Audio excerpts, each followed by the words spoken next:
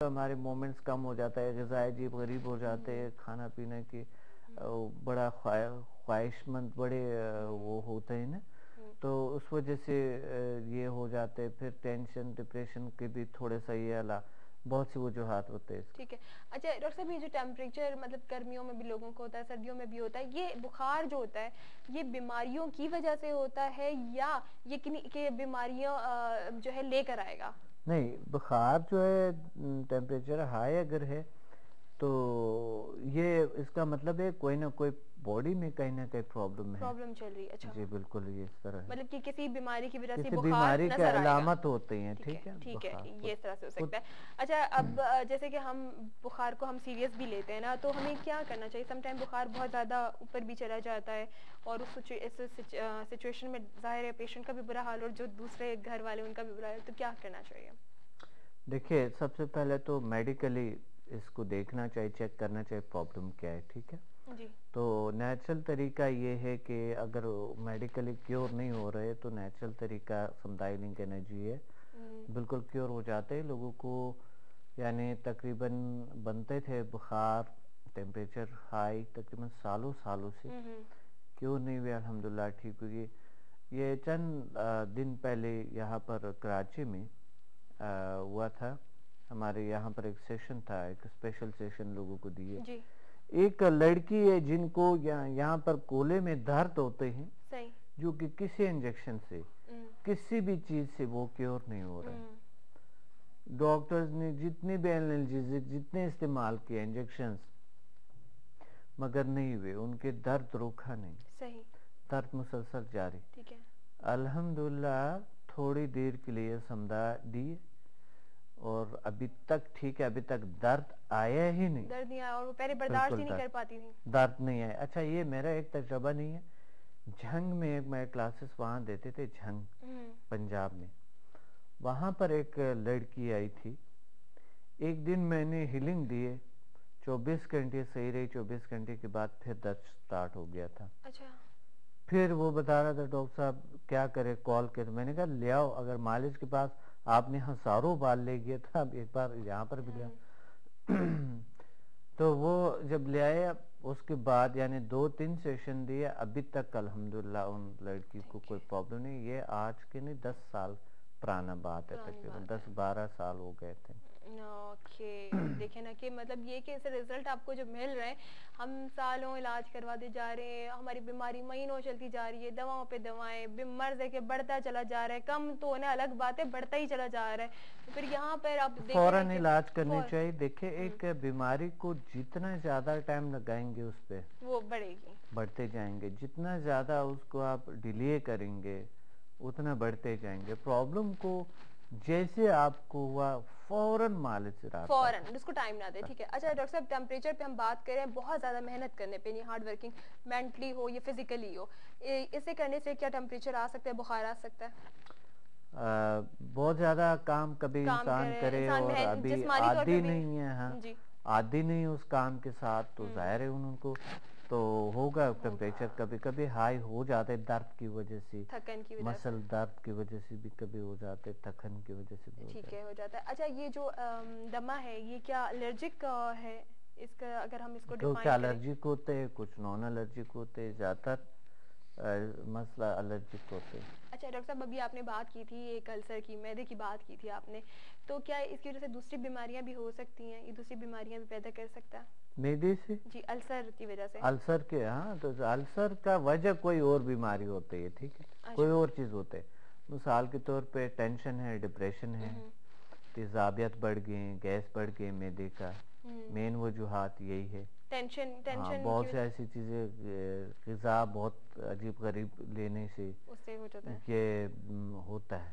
اچھا، ٹینشن بھی وجہ بن ٹینشن بھی، سکتی ہے. اسٹریس، ڈپریشن، یہ چیزیں ٹھیک ہے. بھی السر کی باعث بنتے ہیں. نفسیاتی دباؤ وغیرہ جو ہیں، یہ ساری نفسیاتی چیزیں آ دباؤ، سکتی یہ ہیں. تمام چیزیں آتی ہیں.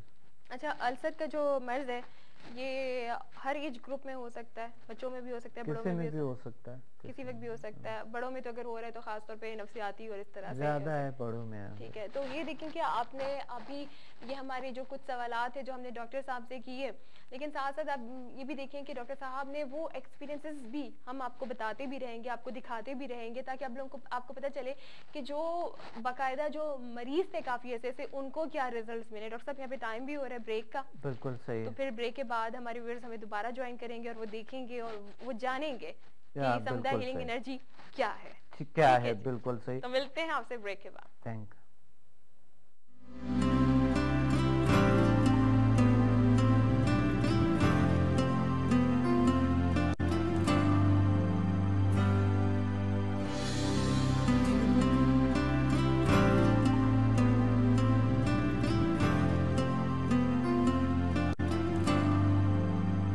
Seven layers of the aura: etheric layer, emotional layer, mental layer, astral layer, etheric template layer, celestial layer, and catheric layer.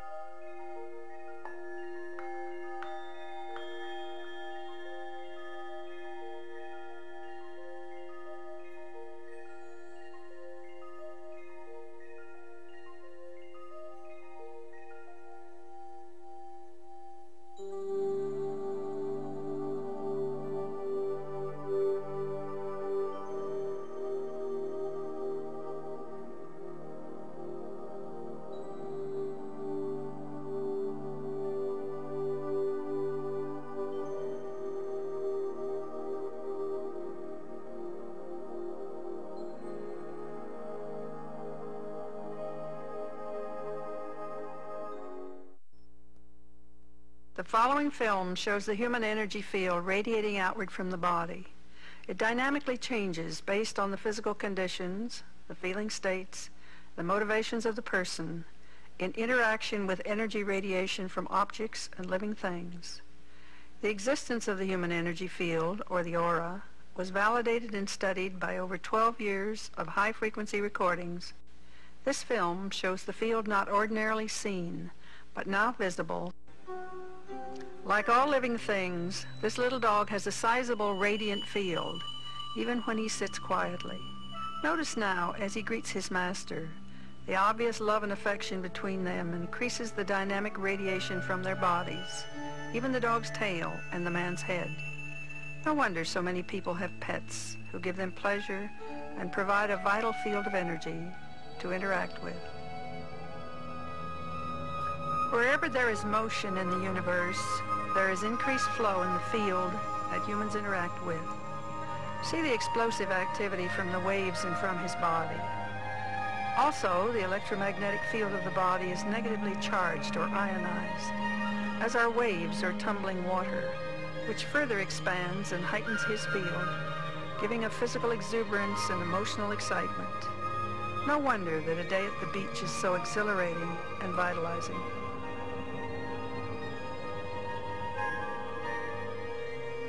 We all love a babbling brook and the freshness of outdoor vegetation and mountains. Most of us believe that it is relaxation and beauty which refreshes us. From our research, we have discovered that living plants and rarefied atmosphere provide a richer field of negative ions, which heightens and replenishes our own energy field. Notice that the man's field becomes light in color and high in frequency. It sparkles and radiates some distance from his body. See that as the child moves into the mother's field, the affection between them changes the overall field to a pink color. Individuals' fields blend and enhance when there is a warm, caring relationship. These energy fields are the largest and the whitest that we have shown. She is Oming. On the breath inhalation, the radiant field diminishes, and on exhalation, it expands and envelops the child. We have known for a long time that Gregorian chants, oming, humming, singing and whistling create an energy which perks up emotions and brings an expanded consciousness. मेरा नाम doctor Fazli है और मैं अद्वियात के किसी हवाले से बहरहाल मुंसलिक रहा हूँ।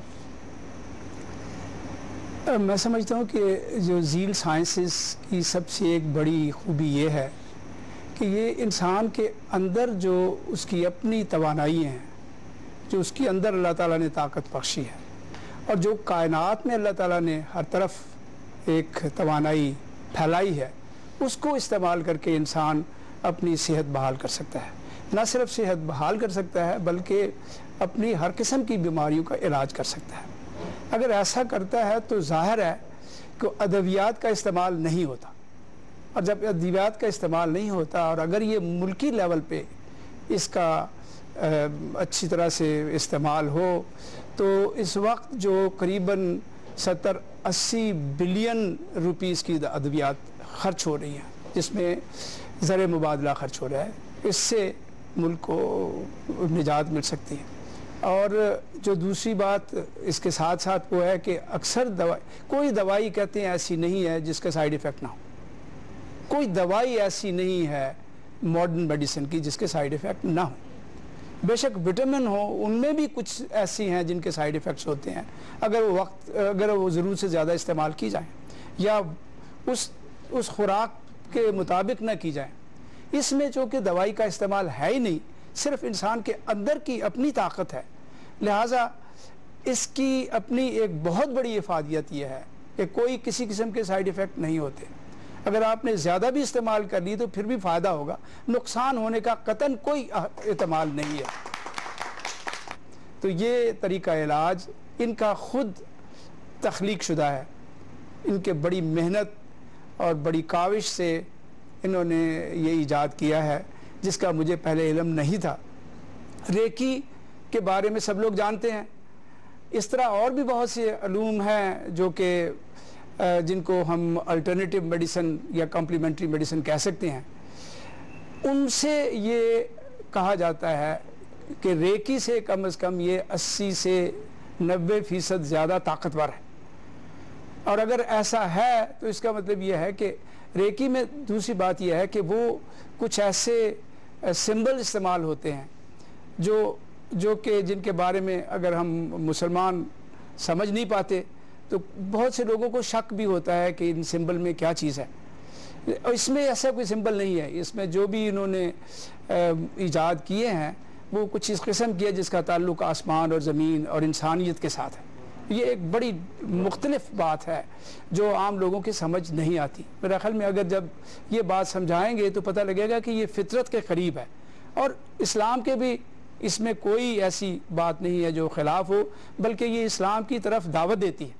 इंसान को अपनी पहचान यानी जिसको सेल्फ अवेयरनेस, सेल्फ रियलाइजेशन कह सकते हैं, उसमें मदद करती है। अगर इंसान अपने आप को पहचानता है तो सच्ची बात है कि वो अल्लाह ताला को पहचान लेता है। और ये एक इस इलाज तरीका इलाज मैं इसे नहीं कहूँगा, इसे वे ऑफ लाइफ कहूँगा। इस वे ऑफ लाइफ का एक बहुत बड़ा एहसान है लोगों के ऊपर। अगर इसको हम मुल्की लेवल पर इस्तेमाल करें तो मैं समझता हूँ इसकी बहुत ज़्यादा अफादियत होगी। और इसलिए डॉक्टर प्रोफेसर समद साहब को मैं मुबारकबाद पेश करता हूँ। अल्लाह ताला इनको कामयाबी अता फरमाए। बिस्मिल्लाहिर्रहमानिर्रहीम। मैं डॉक्टर अमजद डॉक्टर अब्दुल समद साहब का एक अदना सा शागिर्द हूँ, लेकिन मेरे लिए बाइस फ़ख्र है कि आज मैं अपने उस्ताद मोहतरम के लिए कुछ कमेंट्स दे सकूँ। और ये जो इन्होंने ज़ील साइंस से जो एक नया बाब इस दुनिया के अंदर आपने एक इंट्रोड्यूस कराया है, मैं समझता हूँ जिस तरह कोलंबस ने अमेरिका को दरियाफ्त किया और उसे एक तारीख़ी हैसियत हासिल हुई, इसी तरह डॉक्टर अब्दुल समद साहब ने ज़ील साइंसेस को दरियाफ्त करके, और मैं समझता हूँ दो किस्म के अमूमन मैं किताबों में पढ़ता था। एक होता है संगे पारस। संगे पारस वो होता है कि जिस धात के साथ लग जाता है उसको सोना बना देता है। تو میں تو ڈاکٹر عبدالصمد صاحب کے لیے یہ کمنٹ کروں گا کہ سنگ پارس کم ہے. آپ ایسے سنگ پارس ہیں کہ جس کے ساتھ لگ جائیں اس کو بھی سنگ پارس بنا دیتے ہیں، کیونکہ آپ کے شاگرد اس وقت پاکستان میں جہاں کہیں بیٹھے ہوئے ہیں ایسی